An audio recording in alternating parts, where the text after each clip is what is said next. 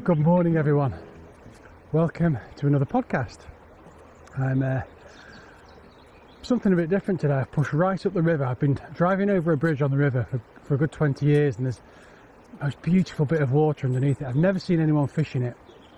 And I finally got permission to fish this section of river, and I thought the first thing I'll try is this beautiful pool I've seen beneath the bridge. The reason I've never seen anyone fishing in there is because it's a nightmare to get down to. I'm still not there yet. It's taken me about an hour of a wade and a scramble, and I finally got in, and I found a bit of water further down that looks fishable-ish. Whether I'll make it up to the bridge or not, I don't know, but that's probably why I've never seen anyone fishing it. Anyway, river's up a bit actually. It's there's a bit of colour in there. It's definitely coming through at a pace. It's all turbulent, fast-ish, deepish water, this, with lovely seams of current and riffles. So I'm going to Euro nymph it actually. I've got my 11-foot 2-weight with probably about 20, just over 20 feet of leader. 2 tungsten nymphs on. I've got a pheasant tail variety, a slightly bigger one on the point, and then a smaller size 16 just on a dropper about 15 inches above. I've got the indicator mono on, and I'm just going to take my time and we'll see if it was worth it basically, and see if I can winkle a fish out. Like I say, I don't know whether I'm actually going to make it up to the area I really want to fish, but I found a really big riffle. There's loads of overhanging trees, so it's not going to be the easiest with this long 11-foot rod, but the river's big. It's about 35-40 feet across here, and it's coming down at a fair old rate. There's a riffle that's covering the entire width of the river, so there's a very turbulent channel just in front of me. I think I'll probably ignore that, but just fish on the seam of that, and then some slightly softer water, and then up into the riffle looks pretty good. And then I'll see if I can work my way up to this lovely pool at the bridge, and we'll see what happens. I'm just going to get myself sorted after that long scramble down. There's probably an easier way to do it, but with me never having fished this before, I was just had to kind of do my best in getting down here. Right, let's untangle these flies and then we'll get cracking.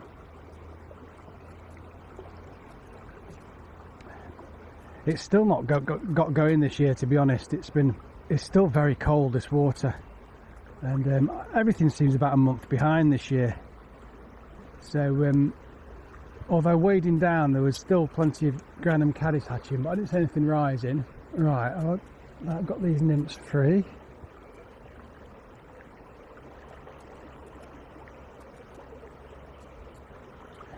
This is probably the most difficult wade I've done for a long time, but it looks, if I can get to it, it looks absolutely ripe. Right, so with the Euro nymph, it's just a case of using the lovely light flexible rod and the weight of the nymphs just to ping them out, and then keeping a straight line, keeping the leader tight, so you actually, as well as seeing the stop in the indicator mono, you'll actually feel the take as well. I'm just really taking my time here. Alright then.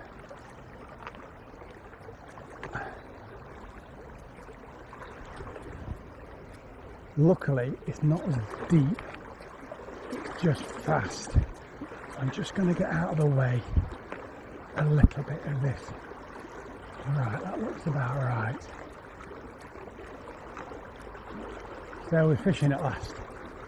I'm just running it down off the seams of the fast current.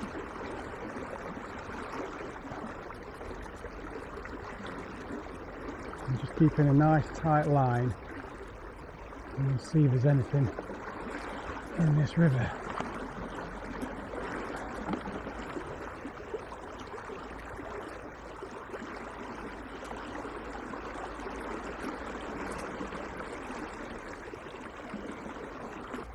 It's fairly overgrown. I'm just going to sneak up on these softer bits of water here and see if I can just run these nymphs down. So I'm by no means using the full length of this leader now. Right, don't put it in the tree. There we go. just running it down the seams of the faster water, just into the softer current. And I can feel that bottom nymph just slightly bouncing along the bottom, and that's just where I want it.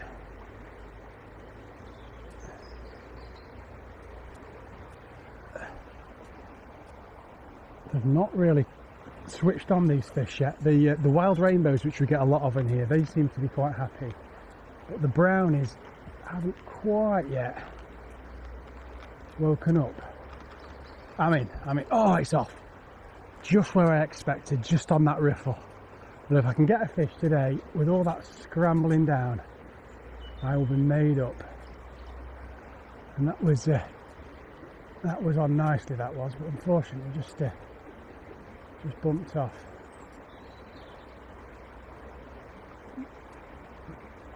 Yes, I'm in. Oh, that's off as well. Oh dear. That's two I've had off. So my theory was that it looks like it should be full of fish, this. I've never seen anyone fish it. And I nearly gave up wading down here, but it just looks so good. I thought, no, persevere. And like I say, it took me about an hour of creeping and wading and getting my rod stuck in the brambles and all sorts. But if I can just spend some time in here, I just think there's going to be a few fish, and that's 2 on so far already. So just going to pop it back in the same bit. Yeah, what we're saying was what I found at the minute is the fish are holed up in pockets. So they seem to be not shoal obviously, but just that. Oh, there we are. They seem to be just holding up in little pockets together. So there's nothing, and then you're into 2 or 3. One thing on this is an 11-foot 2-weight rod, and I will say I'm not a huge tackle person, so you won't often hear me throwing in brand names, but it's a Vision Nymphomaniac. Sorry, I rephrase that. It's a Vision Nymphomaniac, and 11-foot 2-weight, and I have never ever had so much fun as playing a fish as I do on this. It is so much fun. There's so much give in the rod. You get a fish on and it's just fantastic. Very different to playing it on a kind of a 9-foot 4-weight river type rod. Very different experience. It is wonderful. It's so sensitive. Check my dropper's okay. Looks good. Right. Well, I'm going to keep popping it into this riffle because I really think there'll be more than one in there.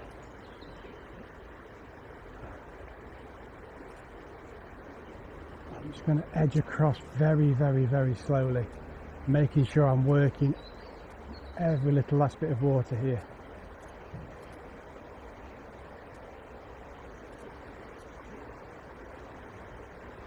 Yes, we're in. Not sure what this is.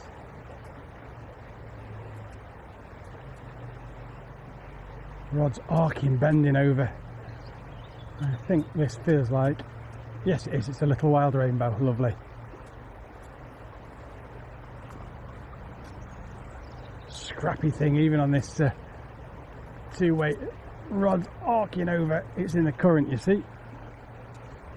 What's it taken? It has taken the pheasant tail on the dropper. Lovely.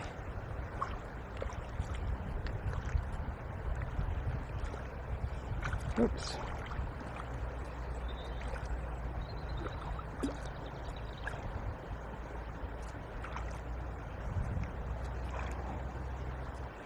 There she goes. Well, all that scrambling and sweating and huffing and puffing was worth it just for that one fish. But I've got no doubt there'll be more in these runs. It's perfect Euro nymphing water, this really. You could tackle it with an upstream nymph or a check nymph, but just given the breadth of the river, and the pace and the speed. It just lends itself to fishing in this style. I'll toss it back up. I'll have a few more casts in here, and then I'll just see if we can get to this other bit of the pool, the bit that I've seen from the road.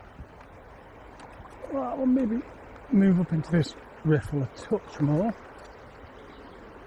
Fast, turbulent water, and oh, that was a take. Felt the kick. It's the kind of water that, again, people skip over, but for this kind of fishing, it's perfect. Right up my street, this kind of water. Not often I bring out the Euro nymph for trout. Normally it comes out in autumn for grayling, but I took delivery of this rod the other day, and I just can't resist coming out and having to play with it.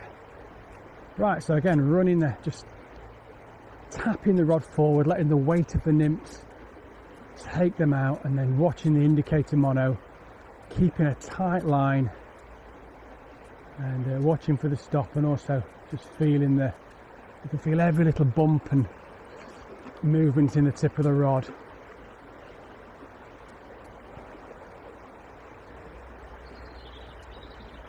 Okay, we've had one little wild rainbow out of here, so now the adventure begins, is trying to get up to this pool above me. And I guess the real adventure begins when I try and get out again. That's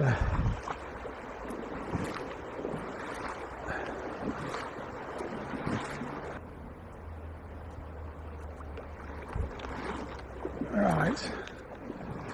Again, proceeding up to the main pool.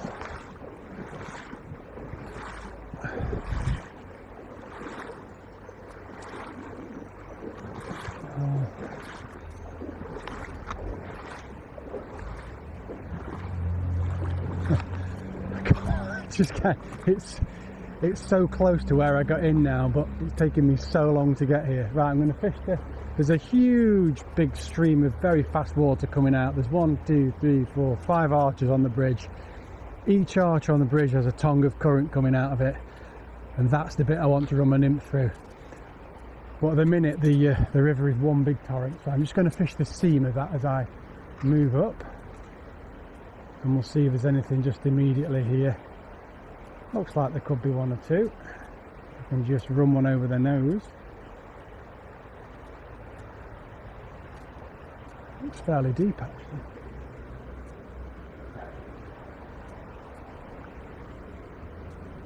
The other good thing about the 11 footer is you can just use the tip of the rod to sneak around the tree branches, so you can just flick little casts out where you don't actually have to wade out into the main body of the river, which is what I'm doing now, almost just tapping it round the tree, and then you can let it run down under the tree sometimes. Right, I've fished the fishy bits out of here, so let's make our way finally, after all this time, to this main huge pool. River must be 60 foot across here, but I know this is going to be very deep, because when the river comes through these arches, it must scour some huge channels out of the bed of the river. I'm just going to take it easy with the wading. Which one do we fish first? There's lots of fishable water here. If I can get to the left of these channels and then work my way maybe to the right. I could probably work left and right actually with this rod. Right, it's already getting deep, but I should be able to flick this up a fair old distance into the current. Let's give it a go.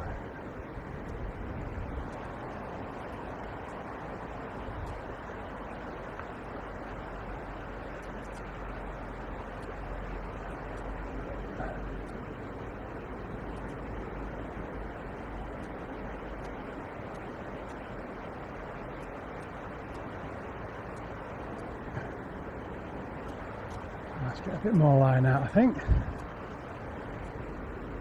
The lovely thing here is that the river's opened up, but there's no trees, so I'm not in any danger of this 11-footer smacking the trees. There we go.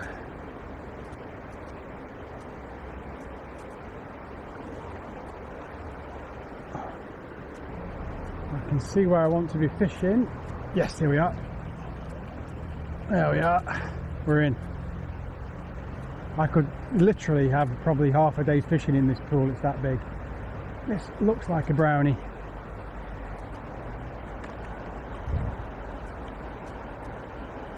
And it is.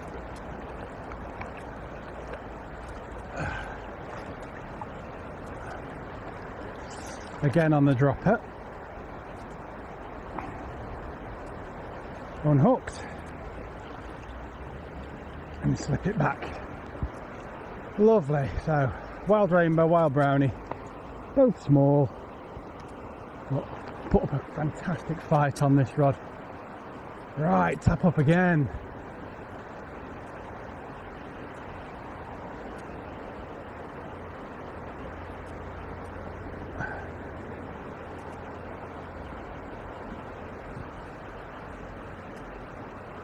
Oh, nice. Just feel the nymph just bouncing the bottom a little bit every so often, which is just what I want. It probably just means I've got my depth just about right, and my nymph's just about the right weight. Oh, that was a big take. That actually took a bit of line off the reel when it took, that did.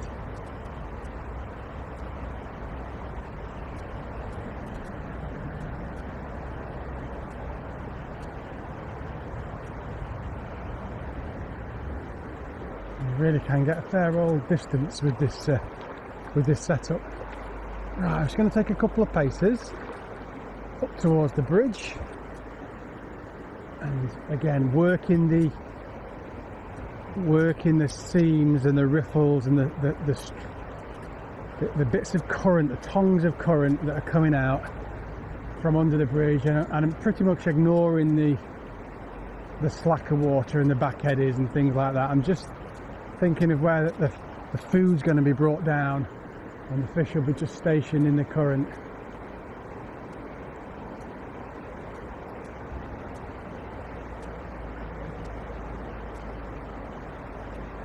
Yep, we're in again.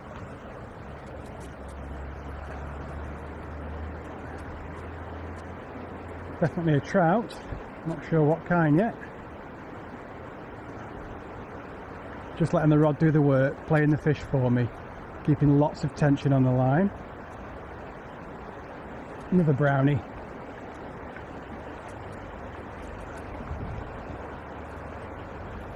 Again on the dropper, on the smaller pheasant tail.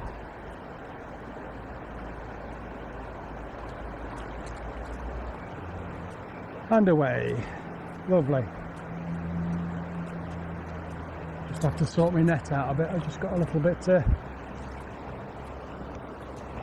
tangled around myself. There we go.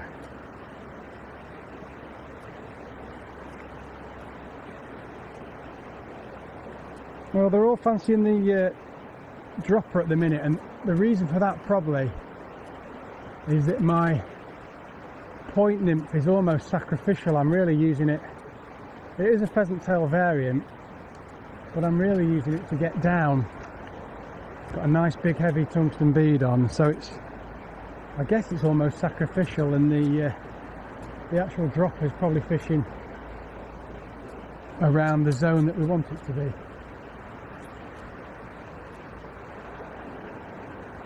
Right, let's keep going. So now I've spent all this time getting down here, I may as well make the most of it and really work every inch of this water.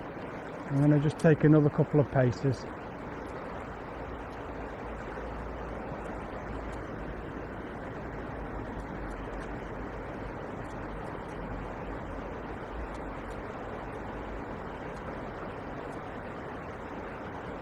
The other thing about this, it's such a big pool, this, and there is a bit of a lip on the bridge, so in high water any fish that come down or up are going to find a new home here. So I would imagine it does contain a fair old head of fish here.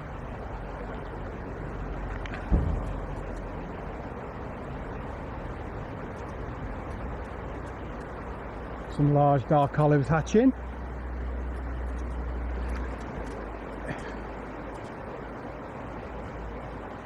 Oh, another take. Missed that one. Felt the rod tip shake and didn't connect. I was just grabbed the fly and had a bit of a shake.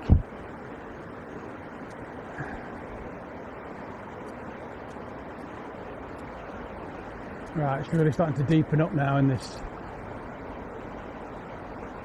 bit here where the current scoured the holes out. There we are, and again, rainbow.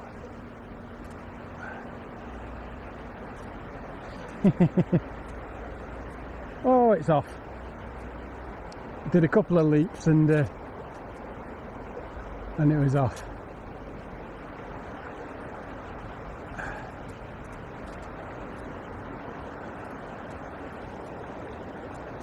So just where I am, we do get a lot of wild rainbows. It's the only really. I think there is a few other small, very small little isolated pockets here and there, but this is an established kind of major population of wild rainbows, and they were introduced into one of the rivers nearby. I think it was late 1800s as Idover. And they just happen to take. They enjoy they like the water. They obviously suits them for spawning habitat. So they've spawned and lived here, and there's a self-sustaining population ever since. And you'll catch them all around this area of Derbyshire, really.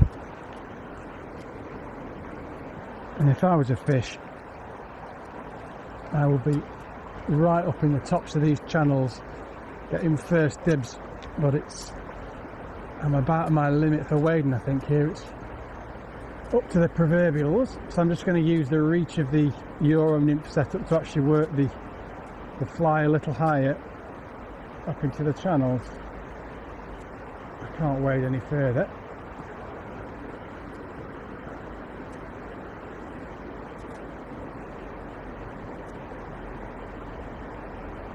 And if I can just get across a bit, I can work the channel near the far bank as well. Let's have a go at that. I actually much prefer wading upstream than down. Oh, that was a take. If it's difficult wading, I'd much prefer to be going up against it than coming down. I just feel more comfortable pushing against the current than the current pushing me, if you see what I mean. But if you lose your footing, if I lose my footing going downstream, I find it can push me over. Right, let's see if I can get across to this far. Oh, I'm just about getting in the stream there.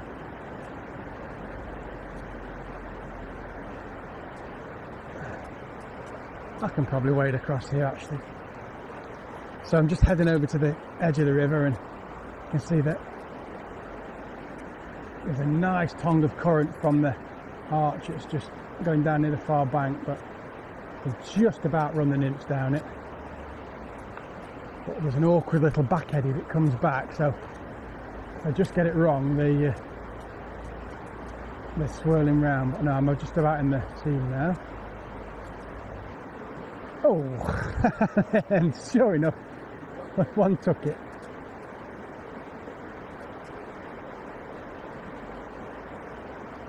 Let's have another couple of chucks. No. Right then, I've got the rest of the pool to have a go at now, so I think if I can do this, just wade back across the river the other way, and then almost cast backhanded, I think is the best way of doing this. Just let a little more line out. Oh, water's cold. Right, tap up.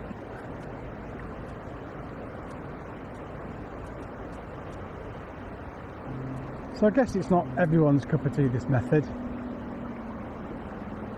There's not really a fly, well, there's not a fly cast involved, there's no fly line.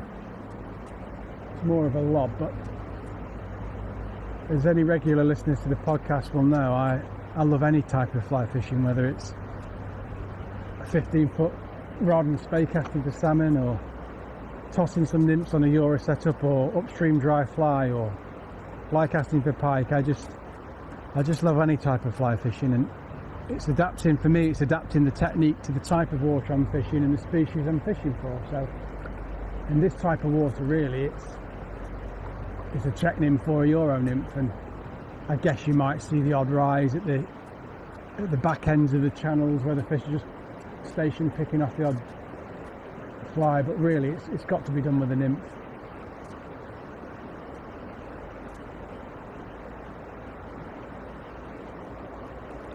Try a few more and then we'll just head across to the other side of the pool, and there's another tongue of water I fancy having a go at.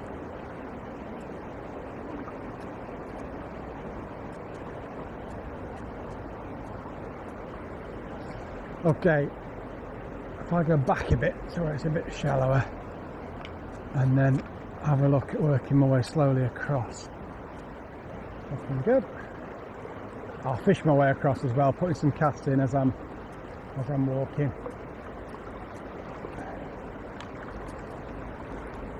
See, that bonus fish is going to grab my nymph. So I'm about in the middle of the river now, and it looks deep here. Oh, I'll just about get round there, I think. Let's try just on the off chance, just in a bit of this slacker water, just see if there's anything knocking about there. No, it's a bit deep, I think. Boy, don't fancy having a swim today.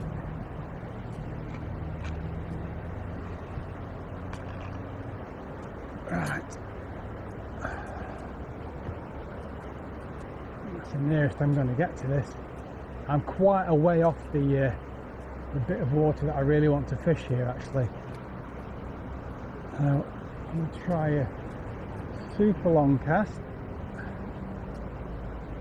and just work it down the tail of the run, as it were. I can't really get up to the riffle at the top here, but I can work it down the tail of the run.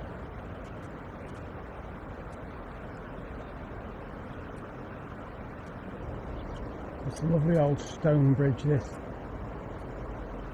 and then it's surrounded by trees, really, a bit of wild garlic, some ivy growing up the trees, and the odd little outbuilding, but I could tell by the vegetation on the side of the bank that no one's really been down here for a long time. There's no signs of any anglers getting down.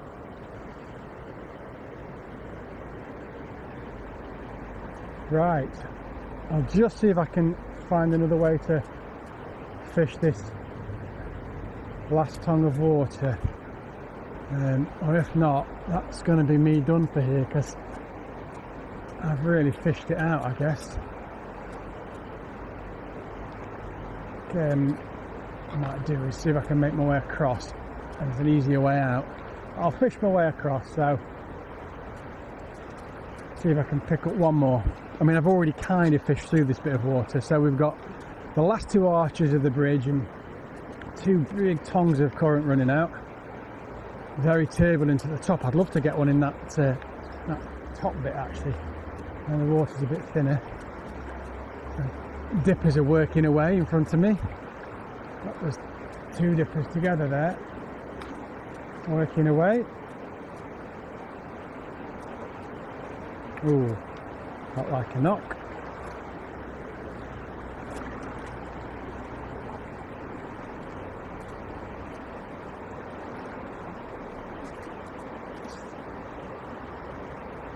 It's a funny old year this year, just thinking, comparing to to what we had last spring during the lockdown when no one could fish. It was so warm, early spring, early summer, and yet this year, right into May, we've been having frosts. And then been a lot tougher on the fishing, a lot of anglers struggling early season this year. We've been catching out on lessons, but it's all been on nymphs. Right, I'm going to see if I can get across here, because it will make my life a touch easier in regards to getting out the river. So, luckily I've restudded my wading boots, so everything's nice and grippy at the minute. Some nice new tungsten studs in. I'm so glad I did. Oh, that was a fish. Right in the head of the riffle there.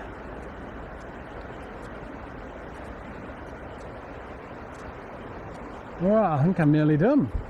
A couple more casts.